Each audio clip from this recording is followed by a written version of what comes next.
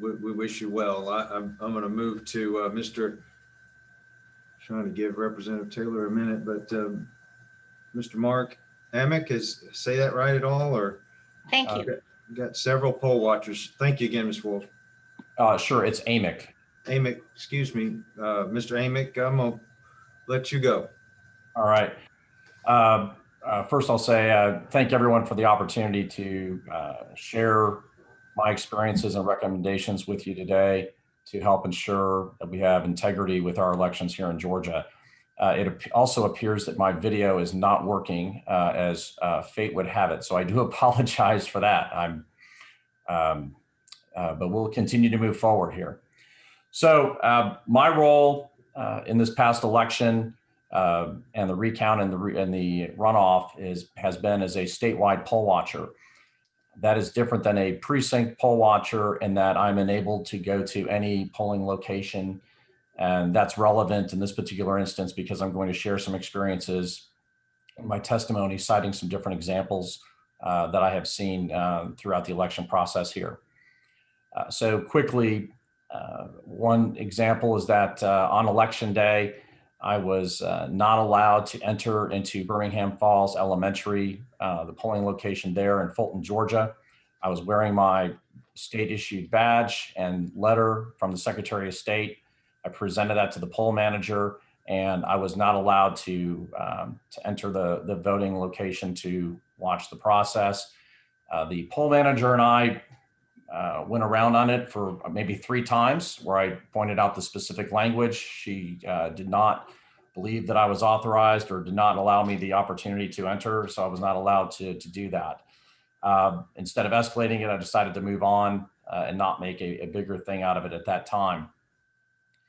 The next instances that occurred that morning were both in Roswell, where I was informed that there were Democrat poll watchers who were engaging with voters outside of the polling locations, that being at Mimosa Elementary and Esther Jackson.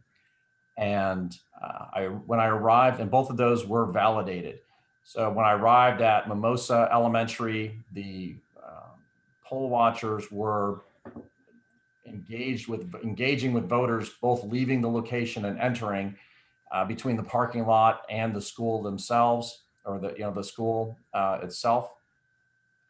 At Esther Jackson, I was able to verify that the poll watchers there were actually outside the location collecting voter data and voter information upon entering the location. There was one outside the door and then one who was working the line, so to speak.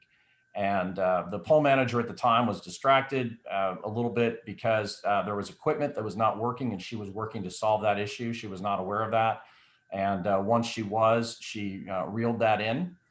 But there were people who were Democrat poll watchers who were gathering information according to the manager and another supervisor who were on site.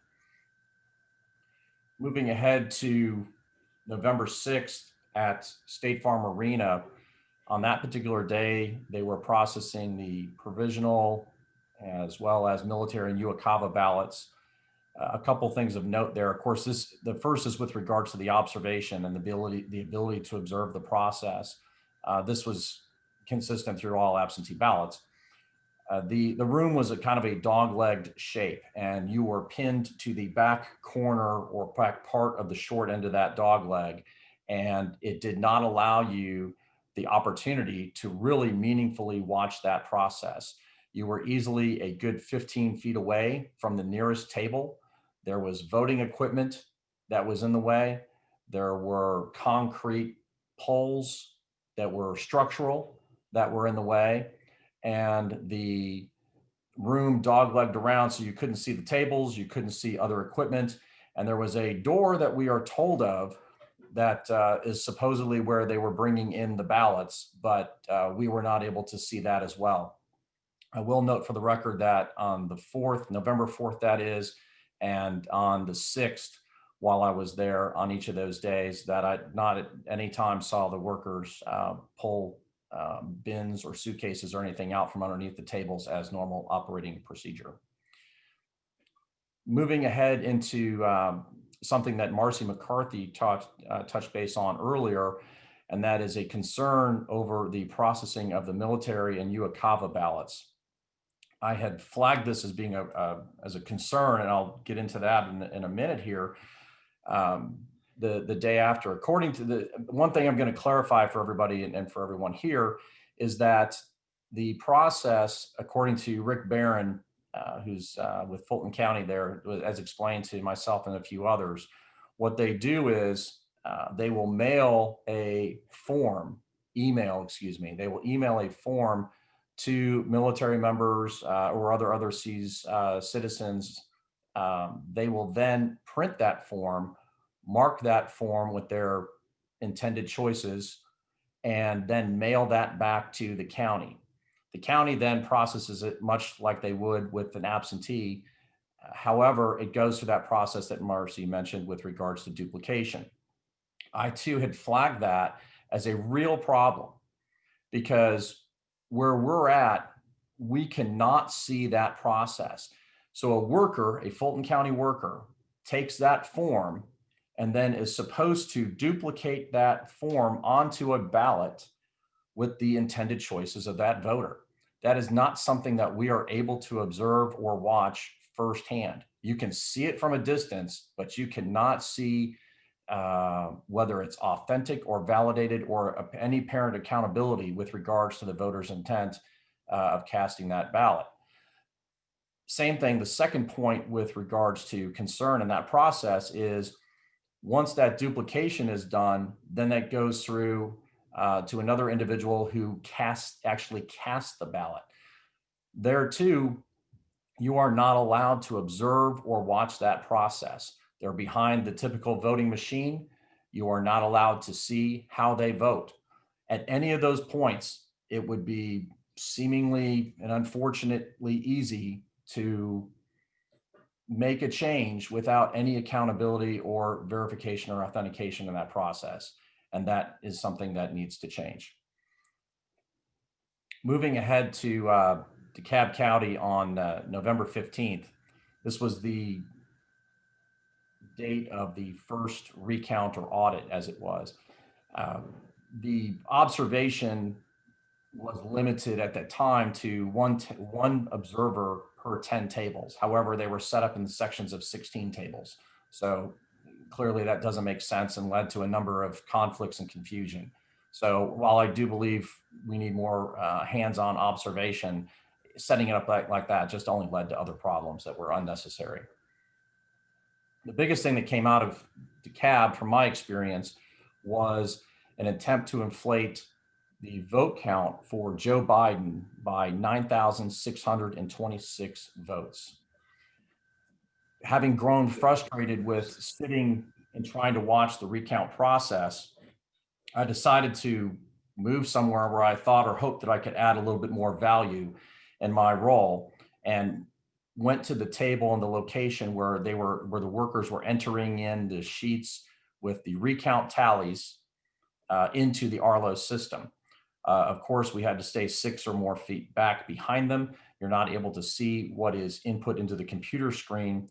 However, at this particular batch of papers, I was able to read the batch number, essentially a box number, the table color and table number, and the vote totals for Joe Biden and President Trump.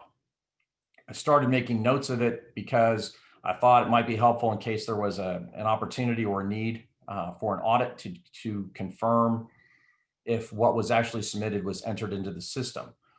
It was during this process that I started to see a pattern and kind of an expectation with regards to the final tally, which I would gauge or ballpark to be around 1,500 total in a ballot box. What came through that caught my attention that we flagged was one that was 10,707 for Joe Biden. I've turned this in as an affidavit, so I won't go into all the details, but I flagged that, worked with the DeKalb County election officials to make sure that I was a part of to oversee the recount, which was conducted. And that vote total for Joe Biden ended up being 1,081 and not 10,707. That was not a simple decimal. That was not misreading of a number. Somebody wrote that down. Actually, I take that back. 2 people wrote that down and signed off on it as being counted and authentic.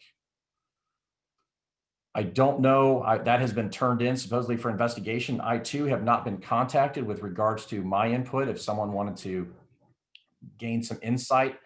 But sir, obviously we have some concerns about that. We have concerns about what other ballot boxes would these people have counted? Are they going to be allowed to count and continue in the recount, or excuse me, not the recount, but the runoff election? So some real problems there with regards to DeKalb County and that attempted inflation of 9,626 votes. Going into just a few recommendations here real quickly, one thing that would help there, as well as other locations, is we have to have meaningful observation.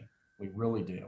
And if that means that we get state issued N95 masks to be able to get up close, to be able to watch what is going on, we need to be able to do that. Clearly, this had a role in some different processes where it breaks down, and people, I think, took advantage of that. We need to look at posting and making available on large screens for transparency the vote totals that are coming in. So both at State Farm Arena and in DeKalb in this instance, in State Farm, we did not know what ballots were being counted, what was coming in, what the final results were, or anything of that nature. There should be TV monitors that say, here's what's coming in, here's the count, and here's the results. Same thing in DeKalb County. It needs to be really big. Have someone verify with watchers that are able to determine what's on the sheets of paper to be turned in, and then have it up on the big screen. So that way everyone can see, here's the batch, here's the total for each candidate, and here's the results. So that needs to be open and transparent. Bipartisan participation, as Marcy mentioned earlier, and particularly with the process for military and UOCAVA ballots, would be essential to transparency and authenticity. And we have bipartisan participation throughout different parts of the process. There's no reason why we can't have that here. I would say that we need to provide notice to the county chairs of respective parties, whatever it may be, those are of interest, so that they have at least 48 hours of notice of when a count or opportunity to watch a process is going to take place. Too often, what I've found through this over the past few weeks was that the notice was limited and people were scrambling for staffing. There needs to be a minimum threshold, and I'm suggesting at least 48 hours, but that can be determined at another point. Just a couple last bullets. One is I'd like to suggest that there's also fraud awareness training. There's nothing on the Secretary of State's website with regards to that. I think that needs to be part of the curriculum, as well as part of the oath, which is signed by the poll manager and clerks in the locations that they understand that voter fraud is a federal crime, punishable by X years in jail and X fine per offense. I think that can go a long way for deterring people and creating awareness. Mr. Meek, I'm going to have to, we've gone about 15 minutes, so we're several over. And not that you don't have very good suggestions. We appreciate that you offering them up, but perhaps we can get a list of those in writing. Yes, absolutely. I'll get that to you. Can I make one last point for 15 seconds? Please. Yes. So I have friends, which was not part of my role here, but I have friends just in my neighborhood that had votes taken from them because they handed the ballots, their kids, young 20-somethings and in college, that voted, and they handed the ballot to a worker thinking they were doing the right thing, and their votes or ballots did not get cast. We need to have signs on that equipment that says, do not hand your vote to a worker or cast your own ballot, something to that effect, so we don't lose those people and their right to vote. Thank you very much, the committee. I appreciate it, and I'll turn it back to you. Thank you. Thank you. Representative Nguyen, you had a question.